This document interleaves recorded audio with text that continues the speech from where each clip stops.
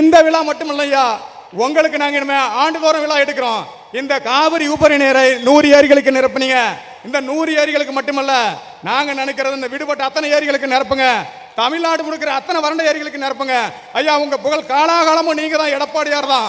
நீங்களே எங்களுக்கு இதை செஞ்சு கொடுக்க வேண்டும் என இந்த காவிரி நீர் உறுப்பினர் கேட்டுக்கொள்கின்றோம்.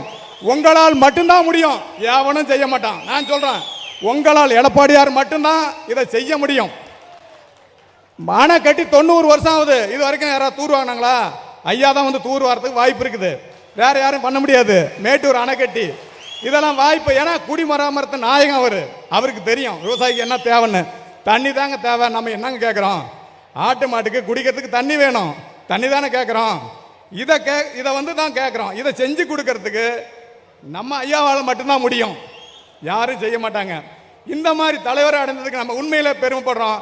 இந்த இடத்துல பாராட்டு விழா பண்றது இத்தனை கோடான கோடி விவசாயிகளுடைய மன மகிழ்ச்சியாக இந்த பாராட்டு விழா பண்ணதுக்கு எடப்பாடியார் அவர்களுக்கு நடந்து கொண்டு இருக்கின்றது.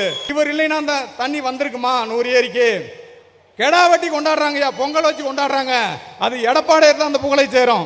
எடப்பாடியாரால் தான் அந்த புகழை சேரும். அந்த மாதிரி அந்த ஒரு அமைப்பான திட்டம். எங்கேயா வீணா கடலுக்கு போற தண்ணிய இந்த விவசாயிகளுடைய கோரிக்கைய இப்படியெல்லாம் இருக்குதே, இந்த விவசாயிகளுக்கு நம்ம செய்யணுமே அப்படின்னு மனசு வச்சு இந்த 100 ஏரி திட்டத்தை கொண்டு வந்து செஞ்சாரு. Mannargudi taluka is under the jurisdiction of Madras High Court, not Madurai High Court. So he cannot proceed the case with the court அப்படின்னு நீதிபதி கிட்ட நாங்க கேட்டோம். The case was disposed. அந்த கேஸ் ஒண்ணுமில்லாத ஆகி போயிடுச்சு.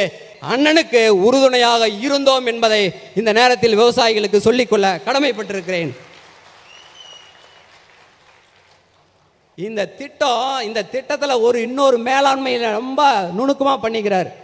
கிட்டத்தட்ட 100 கிலோமீட்டர் அளவிற்கு இயற்கையாக இருக்கக்கூடிய கால்வாய்களை பயன்படுத்தி இருக்கிறார். ஏற்கனவே 100-150 கிலோமீட்டருக்கு இயற்கையான கால்வாய் இருக்குது.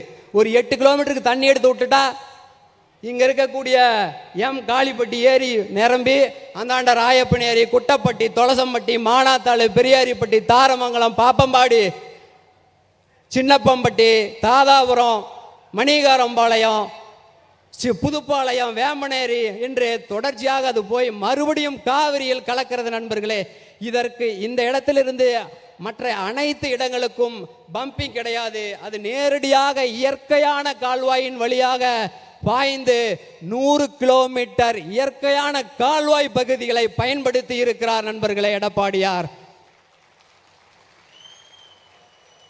ஒரு முறை 2 மாதத்திற்கு முன்பாக நங்கவள்ளி ஏரியிலே தண்ணீர் வருகிறது. இந்த உபரி நீர் திட்டத்தின் மூலமாக தண்ணீர் எடுத்து விடுகிறார்.